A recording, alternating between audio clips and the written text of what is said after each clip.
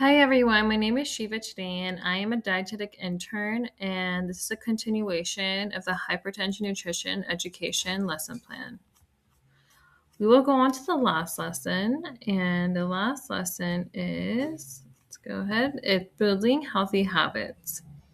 It's very important to build healthy habits overall, even if you have hypertension or if you don't have hypertension, but especially when you have hypertension. Building healthy habits can be done by making it into a lifestyle. And habits are very important because they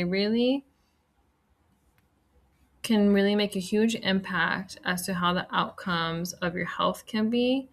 And for example, you can walk for 150 minutes of moderate activity per week. And this can be, walking with your friend or walking your dog or listening to some music and going for a walk. And the first time you're doing a habit, it's really important to just, make it really small change that you can easily do. So if a 20-minute walk outside sounds very intimidating for you, but a 5-minute walk sounds doable, then try a 5-minute walk for the first week and you can do it almost every day as much as you can. I would aim for 3 to 5 days. Then it's becoming a habit.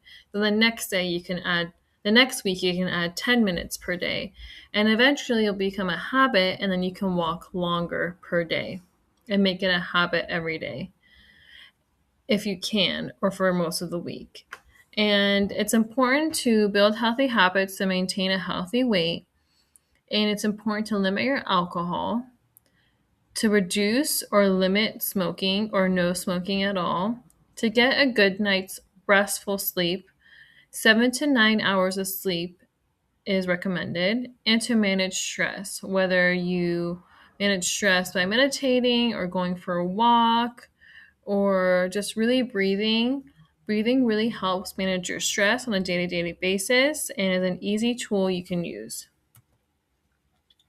So we did talk about the DASH diet earlier in the other lesson, and this is a sample DASH diet day.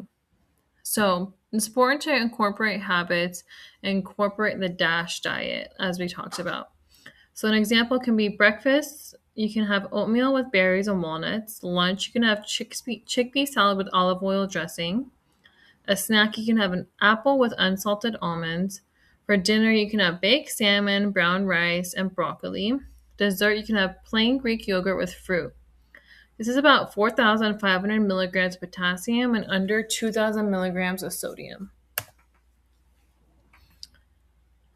So when do you consult a doctor to see if you have high blood pressure?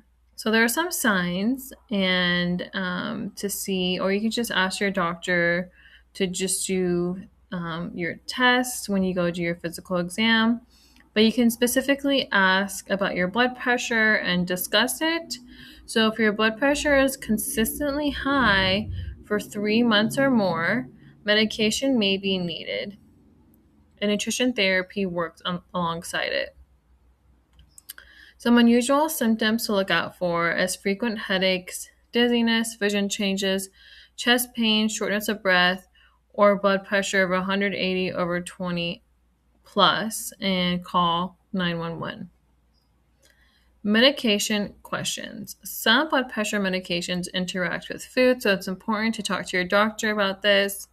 And grapefruit and high potassium foods also can interact with medication. So make sure you work with a dietitian, a registered dietitian, when it comes to food and medication.